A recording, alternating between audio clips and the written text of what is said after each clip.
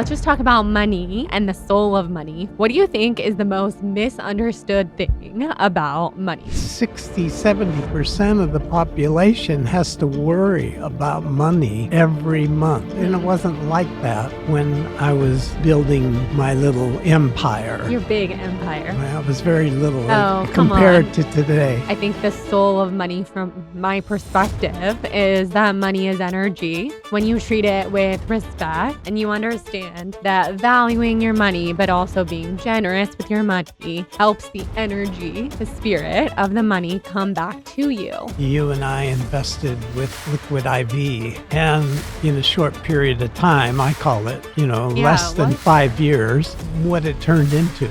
I've never had a single investment like that. There's a quote from Warren Buffett: be fearful when others are greedy, and be greedy when others are fearful.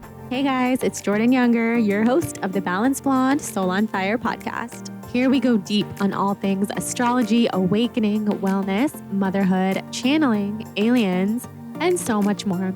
We have deep conversations, we go to other realms. It's a lot of fun. So stick around, let's dive on in. I cannot wait to connect. We are here with Byron Younger, the legend himself, the man, the myth. Everyone has been so excited for us to have this conversation. Welcome back to the show. Thank you. Yeah, happy to be here. I know. I feel like the last time you were here was, 3 years? 3 years. Yeah, it's been a while. Yeah. Yeah, it was right after I had Atticus, so 3-ish years. Yeah. We are doing a Soul of Money episode where people have been begging for your financial tips, your money tips, your money advice, and you got it here with you today. You have notes, and we're also going to talk about your life and just give a little history on why you are, I would say, an expert in the realm of finances. Oh, I wouldn't call myself an expert, but I started very young, as you know, and I've had great mentors that I've been around that have helped me, through my journey. So I learned a lot, about investing, particularly in properties and land and things of that nature, and bought my first duplex when I was 22 years old and bought it on a contract of sale from Jack Swaggart and just kind of jump-started from there. Wow. And why did you start so young? And how did you even make those decisions? Because I know you were raised in a house that wasn't necessarily financially savvy, right? No. So same with a lot of the listeners. So a lot of my listeners have written in and said, if you're not taught any of this stuff when you're growing up, or if you don't have the example of your parents to teach you what to do with money and investing, how did you even do that at the age of 22? Well, where I was growing up, was in a typical neighborhood, and we had two close neighbors that we would get together with. They would call up and say, well, what are you making for dinner? I've got this. And my mom would say, oh, well, I've got this. And we would get together for dinner. And one of the parties were the Richters, and he owned his own refrigeration business. He was a single guy. I mean, not single, but he didn't have employees, did everything himself, was a part-time fireman. And so I saw and listened and learned how he operated, basically. And then Sherman Eleanor Staton, he worked for Tigert, and he taught me about investing. I would listen to him and talked about money and investing in stocks and things of that nature. And I was probably anywhere, in those days, from 7 to 15 years old. So you listen to these people and you kind of learn things, Mm-hmm. But that's And so young to have that interest. Like 7 years no. old. I can't even imagine. Yeah, no, I mean, I've always been interested in money, You have. mowing lawns or working for people when I was young, had a paper route. And so, Hmm. we didn't have a lot of money, but we didn't know any better. Life was simple back in those days and it was good. I had friends that were in a better position, and so you see how other people live and you learn maybe, gee, I wish I could do that, or I wish I could do this. And so I mean, it instilled the drive to succeed, Hmm. at So an early age. do you think that was part of the inspiration for you, was because your parents didn't have that passion or desire, that you saw that with other people and you felt like, okay, this is something that I want to create for myself? Yes, and I had a lot to do with my mother, who was from Boston, was raised in a family that had second home in Maine, and my grandfather had a barber chain, and my grandmother got tuberculosis, went into the hospital for 20 years. Yeah, that is crazy. And so it broke the family. And my mother had to drop out of school. I think she was like in the 8th grade, and take care of her sisters and brothers.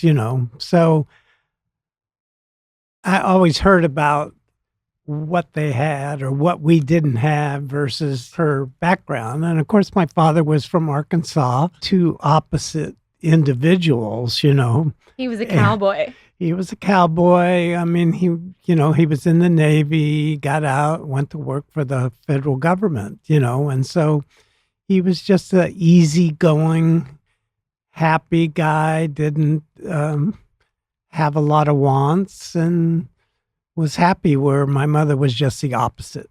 We never had enough, or we didn't, she wanted something better. Hmm. Yeah. So, So I grew up in that environment. That probably gave me the incentive or the drive to have more than what we had. that makes sense. And then you had a baby at the age of 19. 19 And when my daughter was born. yeah. Yes. And so, I had to get married, had responsibility right off of the bat. So, I mean, it was like not a lot of choices. You just have to make this work. And so I went to work. Yeah. So tell people about that, because so many of my listeners tell me your dad is my inspiration because he didn't go to college, because he barely, graduated high school. We have a lot of listeners who have had that experience, and then you've been so successful. So it doesn't all have to do with education and going into college. I mean, you did the exact opposite. So what would be your advice for people in a similar situation? Well, I mean, in that situation, and, times were different when I was going through that.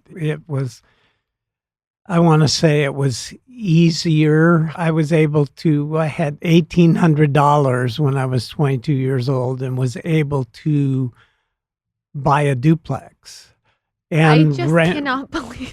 I just need to pause for a second, because I know everybody who doesn't know what times were like in the 70s, right? Or the 60s, Right. Yeah. are going to be shocked that with $1,800 you could buy a duplex. Well, I mean, you can barely buy a plane ticket at this point. Well, no, that's true. But, Burl was building 4 duplexes. Hmm. Jack bought one from him. So everybody listening, these are his mentors. These Yes, are like both of some of those his friends. mentors, still mentors today. Hmm. And so he always needed money. He spent more than he was making in those Burl? days. Jack. Okay. So he turned around and sold it to me on a contract of sale. So it wasn't like I had to qualify for a lender. And so I bought the duplex on a contract of sale. I rented out the other side, and my portion was $50 a month.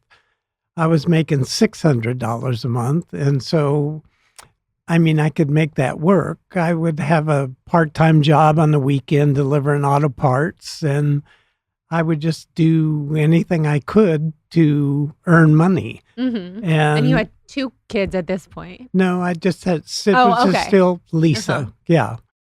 It became, my obsession to make this work. Mm-hmm. And so then, after I think it was about a year and a half, they were building, Jack and Burl were building some duplexes in a different area of town.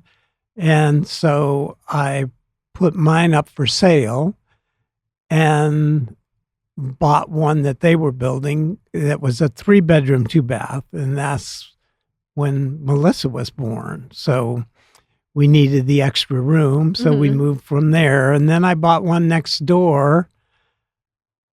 I bought 2 actually at that time because it was, times were easier. You could get a loan easier. It wasn't like today's world at Mhm. all. Mm-hmm. And so I bought the duplex next door as it was being built, and Jack sold that duplex to his cousin. And, I made $5,000, but back then $5,000 is making $100,000 today, What a And- simple era. Yeah, it was just like a stepping stone, and then you bought other duplexes and Mhm. we Mhm. built, apartments. And I had the opportunity being in the business of working with all these contractors.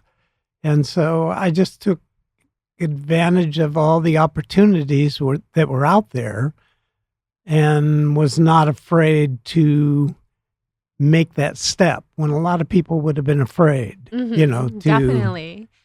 buy something and go out on the limb, Yeah. Well, because people don't even know where to begin with buying properties, and whether it was back then or now.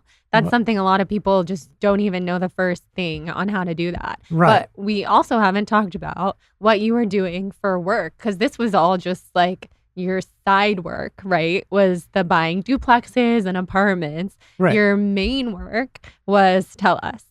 The main work was I went to work for a company that my best friend's father started. He used to work at Western Building Specialties. He'd worked there 10 years. And so he took his profit sharing money and started his own business called Inland Materials. And I went to work for him when I was 19. And so I was already in that business of, hardware at the time, builder's hardware. And so I was working in the warehouse, packaging up the materials, delivering it to the job sites, got to know the superintendents and the different people. And so 3 years later, Jack Swaggart left Western Building Specialties because he was working at Western Building Specialties to become a partner with Burl in the building business. And so he told the owners of Western that they needed to hire me to take his place. And so I got the job at Western Building Specialties.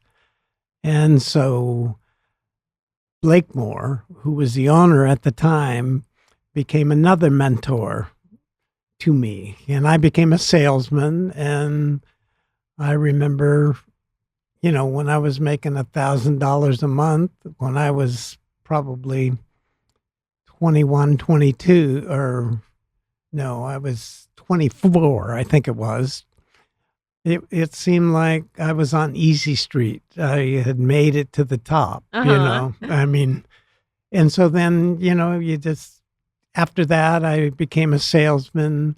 I called on all the contractors, and that gave me an opening to invest with some of them, become part of a project. And so I took that advantage, Mhm. So you realized that investing was the way to continue to build your money, basically, because I just feel like so many people who are not taught that kind of thing would just do what they're doing, work at the job where you're making $1,000 a month, where you were feeling really good about that and not necessarily go off and also invest. Like, I think this is just something internal within you that you just understood more than I think most people. Well, I understood that was, I'm working with these different people that have built these companies, and you see them building these products and the money that they're making. And so I had an opportunity to do things with them, and I took advantage of that opportunity, and by taking that opportunity and having invested in properties, when Blake Moore decided that he needed someone to eventually buy him out of the company and he wanted to retire, I was the guy, And how old were you? Oh, geez. It was like 6 years. I was probably close to 30 years old. It was when I bought Western Building Specialties and became the president. And he worked there, smart enough to work there. He worked there 3 days a week he did. to make sure that I was doing everything right so that he could get his money. I see. And then you were the owner of Western Building Specialties for what, 50 years? No. Yeah. 40? No, it was over 50 years. Oh my God. I bought Western Building Specialties in, if I'm correct, it was like 1974. And so I sold in 2014, basically. Wow. Okay. That is amazing. Yeah. And you did so many incredible things during that time. Yeah. And at one time, what was the most amount of employees that you had? We had 500 employees at the peak before the downturn in, I think it was 2008. Wow. And what was that like, having 500 employees? It's awful? It's something awful. I don't recommend, No, but I mean, we were doing $40+ million a year. And we were very busy, And when I say 500 employees, a majority of them were, outside carpenters that were installing our products on the apartment jobs and the commercial jobs.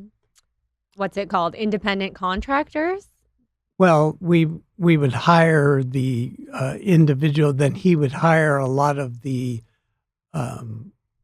carpenters, but they were on our payroll. They weren't independent. Wow. I love talking about your life, but I want to ask you some of these questions. Let's just talk about money and the soul of money for a little.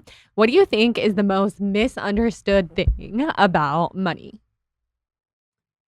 Well, misunderstood. In today's world, in the book, she talks about, scarcity, which is fear, you don't have enough, or sufficiency of, you're comfortable, you have enough, you become more creative, and like you like to say, it gives you freedom so that money will flow through you. I do like to say that. Yeah, I believe this. I'm not quite the believer that you are, but but I do understand it. In today's world, 60-70% of the population has to worry about money every month. The middle class lives from paycheck to paycheck, with today's costs of what everything is, car payment, house payment, or a rent payment, gasoline, food, clothing. There isn't anything left, I know. when they're done. And so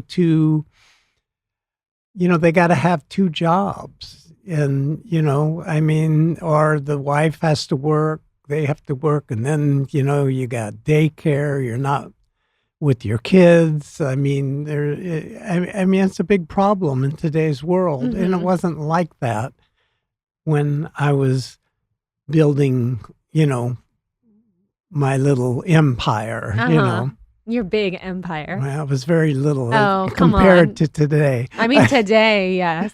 Jonathan and I were talking about that last night. He not even thinking about doing this podcast, but he was just saying, isn't it crazy that when he was growing up, his dad worked, his mom didn't work. His dad did well, well enough, and they had a house and all this stuff, and his mom didn't have to work, and cars and trips, and times have changed so much. Well, yeah. And we're over here doing really well, I feel, and it's still hard. I mean, but we both definitely have to be working. So what do you think is the most misunderstood thing about money? Misunderstood? I mean, everybody has to earn money. It's just, it depends on what the family or individuals, what they really want, I mean, a lot of people are very happy at, an 8 to 5 job. They don't have a lot of wants. They don't have to, they're not trying to keep up with the Joneses. I mean, it's just, it depends on the individuals. But I mean, in today's world, we're programmed every day to buy more, get more, give more. I mean, it's just, you turn on the television and you see it, or the podcast, or, it's, that's what it's all about. So money even everybody should read this book, The Soul of Money. The Soul of Money. Our politicians need to read this book because they have no concept. They're spending everybody else's money and they just waste it. And so money is a big factor, Yeah. So what would you tell the politicians, from this book, if you had the opportunity to sit down and just give them, 5 minutes of advice? What would you say? Well, I mean, every politician has never been in business. They have never. Well, some of them have. Well, some of them have, but or maybe they failed and they went into politics. I mean, but and I don't want to generalize, but the majority of our politicians are only there to take care of themselves. They're not taking care of the people that they represent, and they're not being frugal or wise on how they spend the money because it's not their money. Yeah. So what would you tell them from the Soul of Money? From the book? Well, they need to read the book to, No, I know, but okay. To get a grip on them, on themselves. And I don't even know if it's a good subject for the politician as it is for the CEO. Yeah. And who is working day and night and doesn't have time to spend with his family, or he's not even enjoying the money that he's making. Right. I mean, that's the key to the book.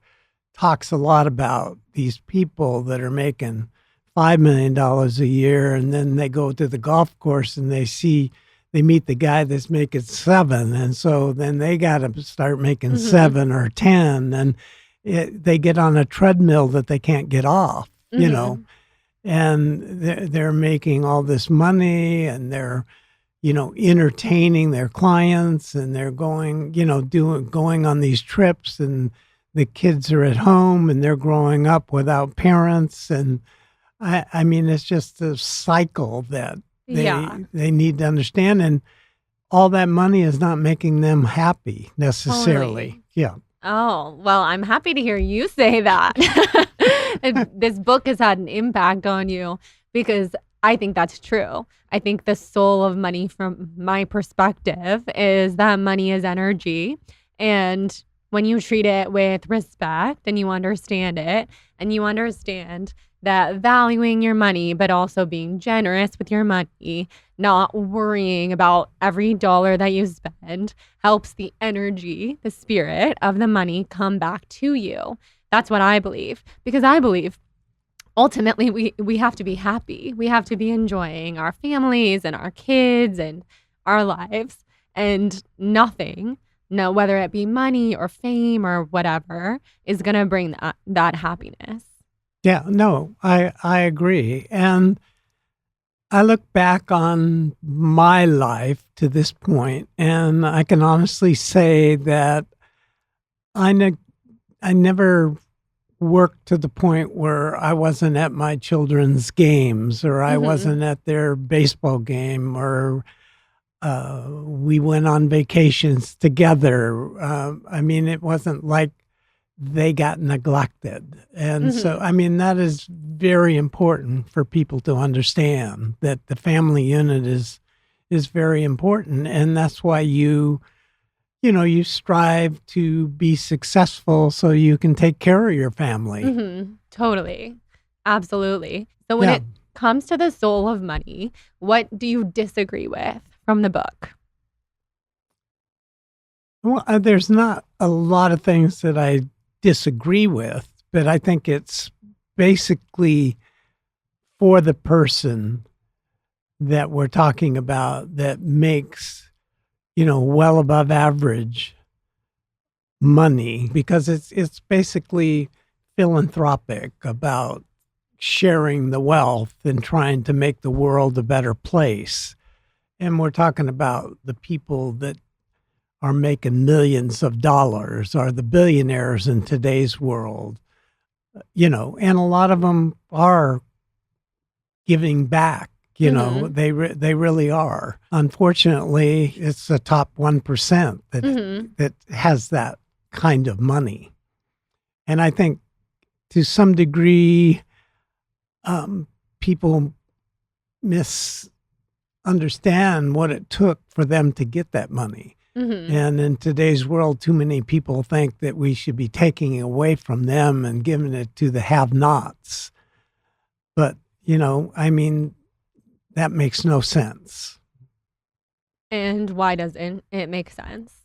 Well, because you can't give something to someone for nothing. There's no incentive there. Mhm.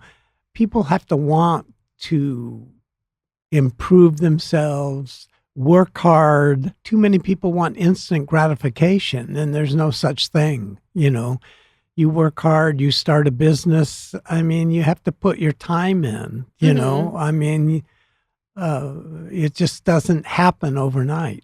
Yeah. No, That's why there's a definitely. lot of failures out there. I think so. So, what advice would you give to this generation? Because the inspiration for this podcast episode, other than I've wanted to do this with you forever, and so has my audience, wanted me to do this with you, was when I was listening to you give advice to Isabella, your granddaughter, my niece. She just graduated college, and you are giving her work advice, financial advice, and I was sitting there listening, thinking, we have to record this for the podcast. So, because we have a lot of listeners who are her age or a little older, what's your advice to all of these kids who are graduating college and going out into the world? Well, my advice is that you have to be, conservative. We live in a world today where it's too easy to, have your dinner, lunch, breakfast delivered, Uber Eats, or So true. you go to coffee and Starbucks, and like you used to do. I mean, Yeah, well, I still do, yeah, but I've been better with the coffee thing. 4 or 5 times a day, all of a sudden you're spending $30, $40 on coffee every day, or Oh you're my God. Well, I wouldn't you, have that much coffee in a you day. you did. No, well, I would go to the coffee shops, but I wasn't drinking that much Okay, caffeine. Maybe well, I yeah, was picking up other stuff. right, but Uh-huh. I mean, you have to be wise with them. It's so difficult, in today's world. Most young people unless they have help from a parent, they can't afford to buy a house, I No, mean, or totally. they've grown up in an environment where, just like you, um, you know, you have to start in maybe an area that you are not used to living in Yes. and use that as a stepping stone and then go to the next level and the next level. Everybody wants to start off at the top where Mm-hmm. they've been used to living, depending on, how Mm-hmm. they've grown up. And it doesn't work that way. Yeah, yeah. I know. You tried many years to teach me that. And I always said, no way. My first house is going to be my dream house. Hmm. And I think we met somewhere in the middle. I No, you think we have a did. Yeah. stunning house I mean, in a neighborhood that I love, but I never envisioned living in that neighborhood. Not right. because it's not amazing, just because it's far from the city. Right. Right. Yeah. Hmm. Yeah. No, you can't start at the top. You got to start at the bottom and you work your way up. I And know. But you my, have to, you have to save your money. You have to have a job. You got to take advantage of putting money in an IRA, or if you work for a company where you put money in, they match. I mean, all those mhm. things you just have to do to take care of yourself in later years, because Social Security may not be around and the government, which is broke, can't take care of everybody, Right, right. Yeah. That's So, something I'm super thankful to have you for, because I mean, I actually have to learn more of this from you, but you've set all of this up for me with my money. But you've done all of the back end work to set up the IRA, the Roth IRA or IRA, right. whatever one Yep. calls it. Um, and what else? There's a couple others, right? Insurance, Uh-huh. so that your family is covered in case something.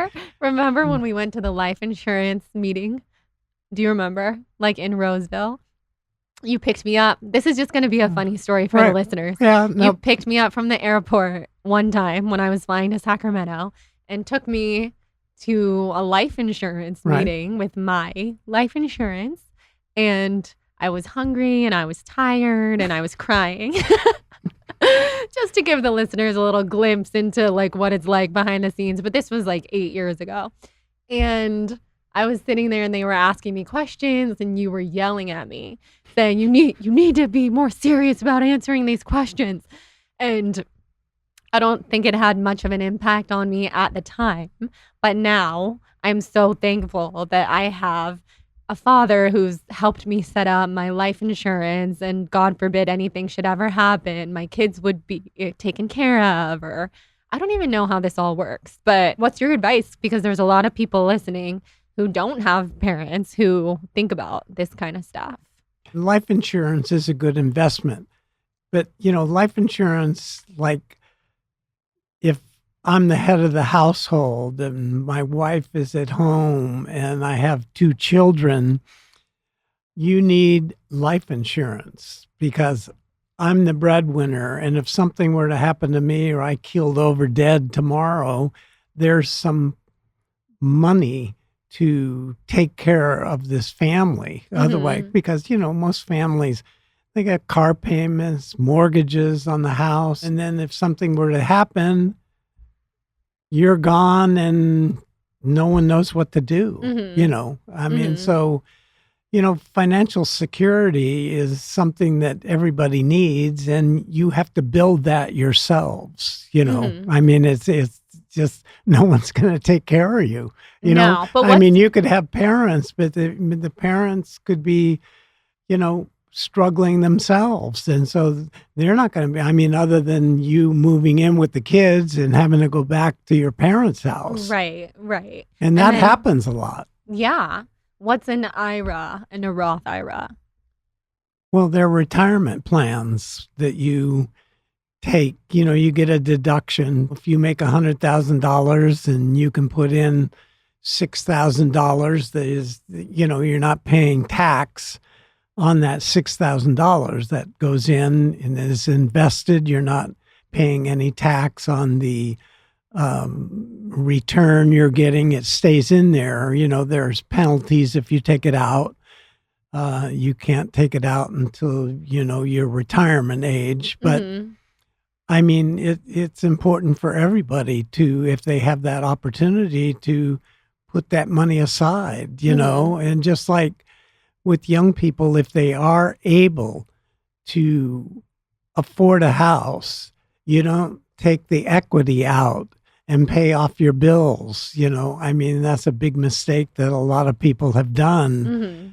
So that, in the old days, like my parents, when they retired, their biggest asset was the home that was free Mhm. and clear, along with maybe a pension if you work with the government, or Social Security if you worked in private enterprise. That was it, Mhm. or maybe they had invested some money in the stock market, so they had some, you know, um, money in there that had grown over the years. Mhm. That makes sense. Yeah. And so when you start taking the money out in your retirement years is when you start paying income tax on that money. Mhm. So, when can you take that out? You're what? Do you have to be over the age of 60 Yeah, I or think it's 55 and older. Mhm. Interesting. So, for people my age, because I think the majority of my listeners are my age, a lot of them are married, having their first child, second child. Do you think it's smart for people to buy a house and invest in a house if they can? Or well, I think I know the answer to this question, but I know a lot of people will want to know. Or are you more of the mindset where if it's going to stretch your finances and make you house poor kind of situation, that they would be better off renting and investing their money in other things? Well, that depends on the individual. But if you had to just give the advice. Myself, Mhm. I would rather be somewhat house poor and be starting to build an equity rather Mhm. than paying rent and getting nothing back on Mhm. it. Now, Mhm. I mean, there's pros and cons in today's world. We've seen the housing market crash and people lose their homes and their equity that they had. Mhm. So, I mean, a lot of young people feel today, well, I'd rather rent and not have to worry about the upkeep, the insurance, the property taxes. And so it becomes a choice for the individual what they really want. Mhm. Yeah. I mean, that was a question I had forever because were trying to buy a house for years and I was told the advice from Ramit who came on my podcast. I forgot what his show on Netflix is called, but it's something about money. And his whole thing was young people should not be buying houses. And but he has a whole different outlook. He's more of a millennial himself. So, yeah, I think like you said, it depends on the person. I'm so happy that we did invest in a house, but it's different for everybody because we have kids and it just made sense for us. Yeah. But I know people have all these questions. Um, do you think everyone is meant to be an entrepreneur, or do you think there are some people better suited for traditional paths? Oh, absolutely. Not everybody needs to be they got to have the drive and stay on focus if they want to start their own business, Mhm. or they have a special talent, then they should, take advantage of that talent Mhm. like you did. I mean, Mhm. you started your own business. It's done very well. You don't have to have employees. You can work from anywhere in the world. I mean, there's a lot of advantages. So, I mean, it's up to the individual and their skill set. That makes a ton of sense. I know I think about it because for me, it just made so much sense to become an entrepreneur. But then I look at you guys, and mommy's here too. She's sitting over there. You guys were both entrepreneurial. And even though it wasn't something, I think I was the opposite of you as a child. I was not a 7-year-old who was talking about money or even thinking about it. I don't even think I thought about it till I was like 30. Um, Yeah. but I'm still wondering if you think about it. Having kids makes me think about it, to be honest, because of all the expenses that come with having kids, like nannies and preschools and everything. However, I think just subconsciously, it was such something that I was able to do, was become an entrepreneur, because I saw both of you do it. Didn't really see you do it because I was so young to my mom, but I mean, I knew about it. And I think that's such a valuable thing. And I feel so lucky. And you guys believed in me. And when I came to you and told you that I was leaving grad school to pursue a blog, which at the time I know you didn't know what a blog was. Right, I didn't. No, and I thought you were crazy. I know. You still don't know what a blog is. What were your thoughts? Because I remember you were very supportive, I think. Well, I think I probably wasn't supportive in the very beginning. I thought you were making a mistake, and I was like, you want to start a blog, or I mean, it was like, how are you going to make any money? I mean, that's not. But then you seemed so passionate and basically talked me into it. And then I told myself, well, you only had one more year to go to grad school. You were a good writer. You were, I figured, okay, let you try it. See if, I thought, yeah, you'll see, and you could always go back to school. So, yeah. Because I remember you being very supportive, but I think maybe if you were less supportive, you might have not told me, which is very unlike you. So thank you for keeping that to yourself. Because I remember the conversation in my New York apartment on the phone with you saying, like, making that decision. I'm not going to continue grad school, but I can always go back.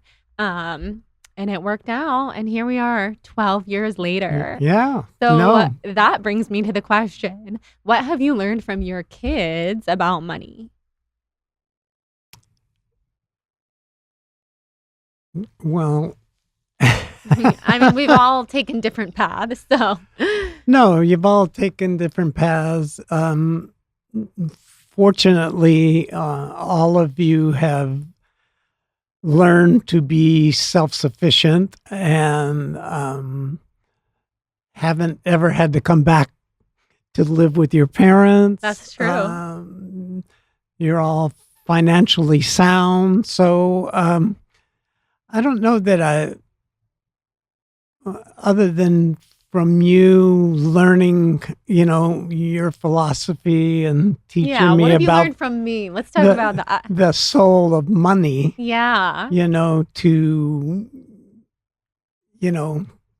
enjoy what you're doing and let go. I can't let go, but I understand where you're coming from, but I still worry about you in that respect. And so. Why? Because I'm so soulful with my money? Well, I mean, yeah. I mean, it's like, you think it will always be there. And I'm not the type that thinks that way, Right. But I don't have, I've never had a talent like you've had. So, I operated more out of fear, than I did knowing that, well, this is what I can do. I'm good at it. So definitely. Yeah, the different. I think it is different. Different background, different mindset, and it's a different world. I mean, talent aside, I think just me understanding the world of social media and how you can always, if something stops working, which it has, many, many times in my career, because the industry has shifted or the audience has shifted, you just do something else and then just always be willing to reinvent yourself. Yeah. But you do have to have a public platform. So you could call it a talent, or I think it is a talent to grow an audience. Not everybody can do it. True. Yeah, that makes sense. So, okay, when it comes to you, and then we're also going to say this for me, has there ever been a purchase you've made that you regret? Oh, I mean, absolutely. So what was one of them? I mean, lots of things. I mean, I've made, I've made, investments that have failed and Yeah. where I, shouldn't have, um, I've made lots of them. I mean, one thing I think you have to learn um, as you're investing is you have to learn to lose. Yeah. Yeah. Because not everything is going to be successful, Definitely. But would you go back and change anything per se, or do you feel like it all happened the way that it was supposed to? Um, yeah, there's some things I'd like to change, Yeah. but I mean, I really think that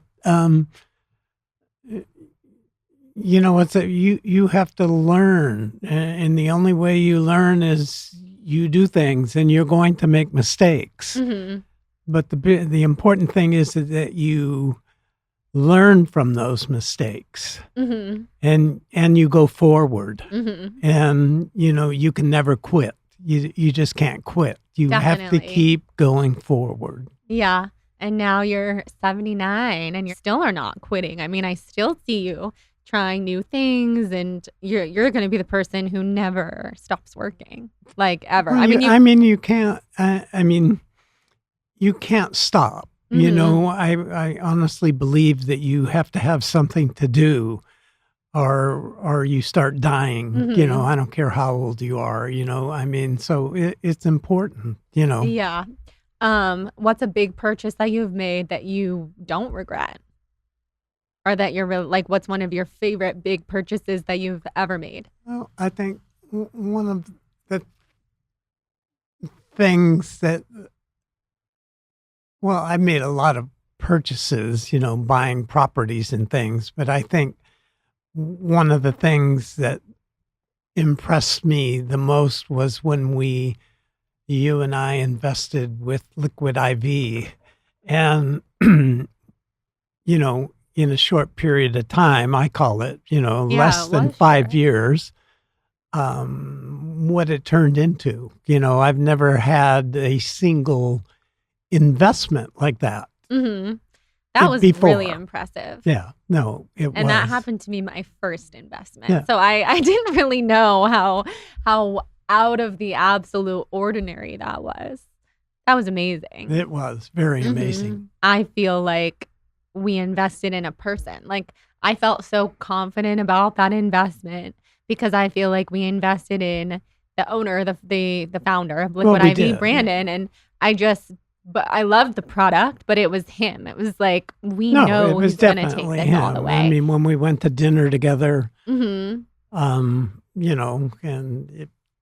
first time, that we had met him, Mhm. and just his, His enthusiasm, yeah. passion, and what he had done and where he was going. Because that was, soon after the Ponzi scheme. And so Mhm. it was there again. It was a decision I had to make. Yeah. And a lot of people probably wouldn't have made that decision at that No. time. Yeah. It was big. Yeah. And so, it just goes to show you, You that, went with your gut. yeah. And you that go- is the soul of money too. I think Yeah. working with intuition, going with your gut. Is there any big purchase I've ever made that you think I shouldn't have made? Well, the only your house is making me wonder with all the problems. I know, I know, I whether that know. was. But I feel like that's a lot of houses, as I've been told. All houses become such a project. Yeah, no, they do. I mean, So, especially an older home. mhm, I mean, that's true. And then if you had to spend $1 million in 10 minutes, what would you buy? in 10 minutes, Mhm. what would I buy? I would probably, if I had to spend $1 million, um, in 10 minutes, Mhm. I would buy Berkshire Hathaway. What is that? That's Warren Buffett's company. Oh, so you would invest, you're I would saying? invest. Okay. You're Yeah. such an investor. I love that. You wouldn't buy like, I don't know, some nice car. Like you would just invest your money. This has been a Yeah. passion since you were 7 years old. It's amazing. Yeah. I mean, I've had nice cars. I've gone through that cycle, Yeah. I mean, so, you know, cars can be such a waste of money. Yeah. I mean, I get that. I'm not a car person. Yeah. Rich in money or rich in love, but you can only pick one. Rich in love. Yeah. You I know got what's both, important. so I'm lucky. I know, truly. What's one thing you'll always happily splurge on? My family. Oh, nice. I was just about to say not blueberries, not organic blueberries, because if you guys, like, if there are organic blueberries that are like 50 cents more than the regular blueberries, even though I will crucify him till his dying day, he will buy the non-organic blueberries. Well, not necessarily. I buy the blueberries that look the best. I know, but I you mean, know how bad the non-organic is. Yeah, I know, but I mean, we didn't even talk about organics when I was, what? It wasn't a I problem mean, back I've then. lived my whole life with a little poison, and if I haven't died now, it's I not know, going to but hurt me. remember how I've told you how much things have changed? They weren't poisoning the soil when you were a kid. It's totally different. Anyways, that was just an aside. So wrapping up, Soul of Money, is there anything from your notes over here that we didn't touch on? There's a quote from Warren Buffett, which I think in regard to investing, where he says, his advice is,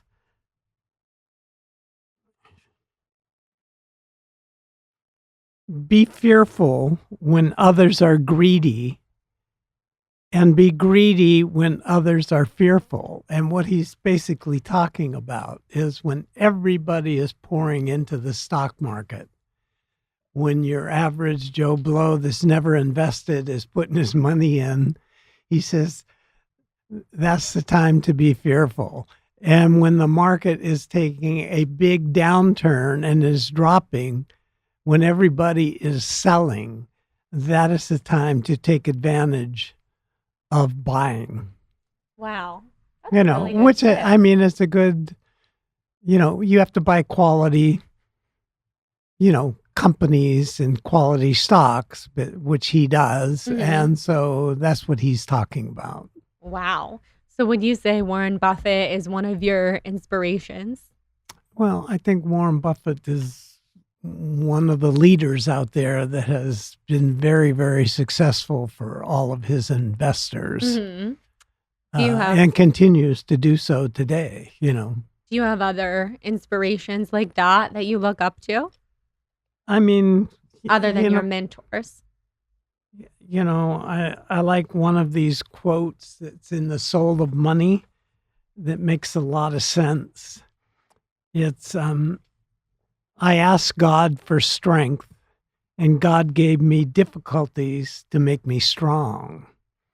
I asked for wisdom, and God gave me problems to learn to solve. I asked for prosperity, and God gave me a brain and brawn to work. I asked for courage, and God gave me dangers to overcome. I asked for love, and God gave me people to help. I asked for favors, and God gave me opportunities. I received nothing I wanted. I received everything I needed. Oh, I love that. I love that Yeah. so much. So that's a good quote. There's a lot Yeah. of good quotes in there. Yeah. I wanna Everybody frame should that. read The Soul of Money. Yes. We should try to have Lynn Twist on the podcast. And Oh, you would yeah, have to that'd- come interview her with me. Yeah. Remember when I met her? We met her. Yeah, at no, a I group didn't. event. Yeah, you guys did. Yeah. Amazing. And then is there anything else that you feel like you've learned in the Soul of Money that you wish you had known sooner? In my particular situation, the idea of scarcity and sufficiency, not worrying about money as much. Yeah. Mm-hmm. And not that it's held me back by worrying about it, but But it takes up a lot of yeah. brain space. Yeah, no, it Mhm. does. Yeah, Yeah. it does. Yeah. Wow.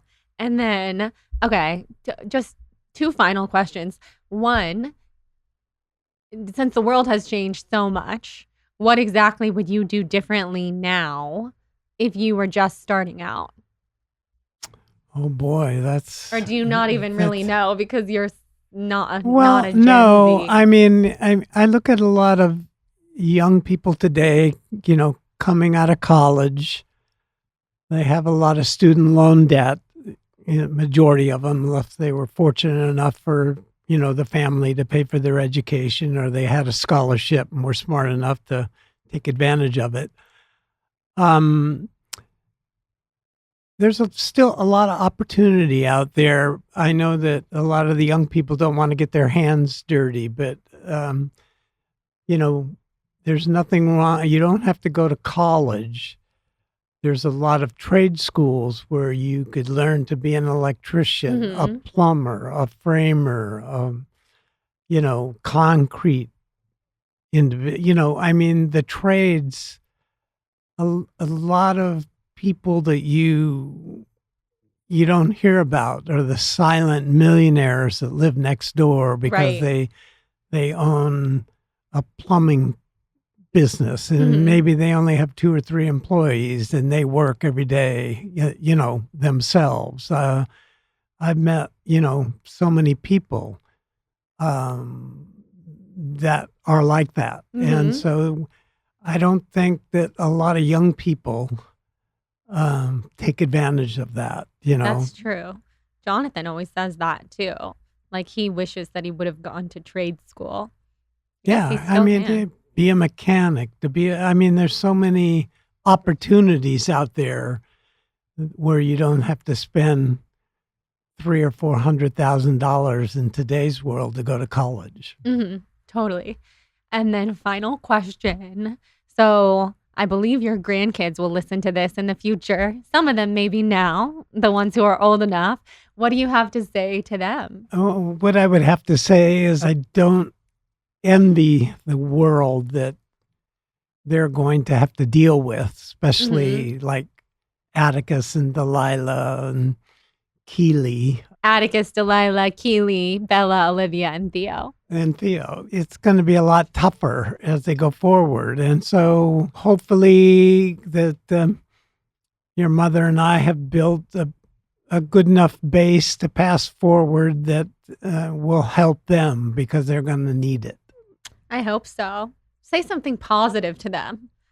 Say Say, no, I know Yeah, that had positivity, but like give them a message of love. yeah. Oh, I mean, yeah, I'm very proud of all of my grandchildren, and I hope the best for them. And hopefully they'll listen to this message and go down the right path of hard work, perseverance. You go straight. Yeah. You don't go back. Totally. I love that so much. That's a really good message. It reminds me of what you told me when I first got sick with Lyme, which was something along the lines of Lyme won't beat you because you're a younger and you will win. That's And I right. like that outlook a lot. This was You got so to be special. strong. Yes. Yeah. I love you so much. Thank you Love for doing this you. with me. And I know that our listeners are going to get so much value. So, I hope so. yeah, leave us questions, guys. We can always do a part 2. We can wrangle my mom in here too. She also has some tips. Love you. Love you. Bye, everybody.